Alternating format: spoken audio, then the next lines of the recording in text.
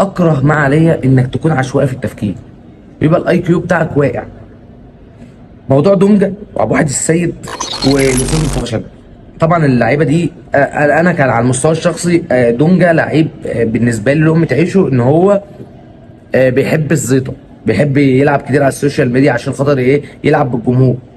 اما كمستوى في الملعب فدونجا لا يذكر. عندك الواد محمد شحاته لو لعب مكانه هيقعده في بيتهم. يعني ده خساره لينا اللي هو ما لعبش دونجا ده. مصطفى شلبي نفس الكلام، هو كده ما كانش لاعب يعني دونجا. مصطفى شلبي نفس الكلام، ملوش اي تاثير ولا فعاليه على المرمى ولا ليه اي لازمه في نادي الزمالك بشهاده جمهور نادي الزمالك، مش عايزين نفاق. تمام. عبد الواحد السيد المفروض ان ده اداري نقف عنده كده، ده اداري راجل سابق لعب في منتخب مصر، راح كتير دول كتير، راح زيارات كتير، ولعب ماتشات دوليه كتير، تعرض لضغط جمهور كتير ولوسخ من كده بكتير. ايه رد فعل الزباله اللي انت عملته ده يا باشا؟ معلش، انت المفروض معاك لوائح وقوانين بتنفذها على اللعيبه. انت كمدير وكاداري هم لما يشوفوا اصلا تصرفك الشنيع ده هم المفروض يعملوا ايه؟ ده عارف انا لو هعاقب ابو واحد السيد انا هعاقبه بره النادي، يعني هطلعه بره النادي. لا يلا يا عم اتكل على الله. المفروض انت تبقى قدوه للعيبه، واللعيبه قدوه للعيبه اللي اصغر منها والجمهور. لا انت نافع قدوه ولا هم نافعين قدوه للعيبه الصغيره. يعني ربنا يحرس الجيل الصغير اللي طالع بتاع الزمالك ما ياخدش الاشكال دي قدوه ليه بجد والله. نصيحه لوجه الله يعني. انا عايزك تقول لي الامارات غلطانه في ايه؟ انت على دولتي، انا بنفذ قوانيني، انا مستضيفك بالكارت الذهبي، راجل بدفع فلوس عشان اخد نهائي السوبر المصري لاهميته ولاهميه الفرق المشاركه فيه. ان الزمالك واحد من اكبر الكيانات اللي موجوده في مصر، فانت المفروض بتمثل مصر، مش بتمثل بس تيشيرت الزمالك. فالمفروض تبص روح الرياضيه والاخلاق العاليه كلاعب مصري وطني بره. انت راح تبص لهم هناك بره اللي احنا لاعبين همك، اللي احنا كمصريين وحشين. هتيجي تقول الموضوع ده لو حصل في مصر، ما هو لو حصل في مصر واحنا سكتنا من لعيب مصري ان هو يتعامل مع احد افراد الامن او احد العناصر المسؤوله في الملعب عن حمايته وحمايه الجمهور بالطريقه دي واحنا سكتنا، يبقى احنا اللي دوله فاشله، اتحاد كره فاشل من الاخر. دي دوله بتحترم سيادتها وقوانينها.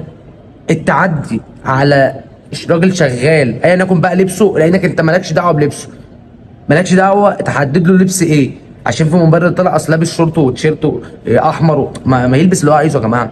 ده لو لابس تيشيرت الاهلي، ده لو بيحتفل مع بيراميدز مالكش دعوه، ما تشغلكش.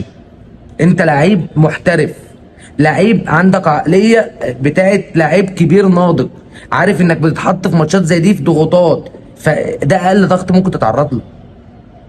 ما تهاجمش بقى المدير ده او فرد الامن ده بحجه ان هو لابس تيشيرت احمر. انت كده مجنون، كده انت عبيط، لان ده ما يديلكش الاحقيه. على كده بقى لعيبه الاهلي لو شافوا حد لابس تيشيرت الزمالك في ماتش الزمالك او في ماتش السيراميكا اللي فات ده، اسف، ينزلوا يموتوه. ما هي مش سابه، هي مش سابه.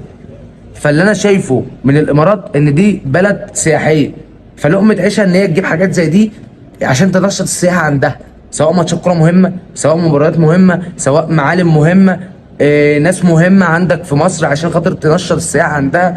دي لقمه عيشها. فهم عندهم ذوق ورقي وحسن التعامل مع الناس اللي جايه من بره، اللي هو المفروض اللعيبه والناس دي. فالناس ديت عارفه هي بتعمل ايه كويس. الثلاثه دول عملوا بلو، مش مجرد ضرب بقى، في حاجه حصلت احنا ما نعرفهاش، ما تزعجش. ورغم كده الراجل اتنازل، الراجل قال لك انا بتنازل عن حقي. الكلام ده طلع من ساعات. فهو الراجل إيه خلاص هو اتنازل، بس هي الدوله عايزه حقها. انت ازاي تتخطى حدودك وتتخطى قوانيني في بلدي؟ انت كده مش شايفني.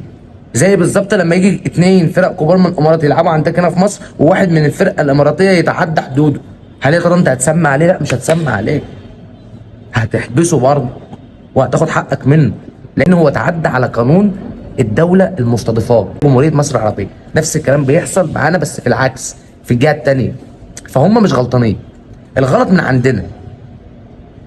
بس قولا واحد، عايز واحد بيفهم كده يطلع يقول لي يا باشا انت كلامك صح، بس لو تقعد تتكلم معاه في غلط مش هناقشك، بجد مش هناقشك. احنا غلطانين فنعترف ان احنا غلطانين، نحاول نهدي الحوار بقى، مش نقعد نقول المصريين متهانين واحنا ما تعيش دور الضحيه قوي، لان ما فيش الكلام ده. كده انت راجل بتعيش دور الضحيه، كده انت مؤمن بنظريه المؤامره، فربنا يسهلك ما تسمعش ما تكملش الفيديو. في الاول وفي الاخر ده كان رايي، مستني اشوف رايكم تحت في الكومنتات. كان معاكم اخوكم في الله محمود السعيد، فاستنونا في كل المحتويات الرائجه على منصات التواصل الاجتماعي. اشوفكم على خير في الفيديوهات الجايه. اعمل سبسكرايب، اعمل فولو على الفيسبوك. السلام عليكم.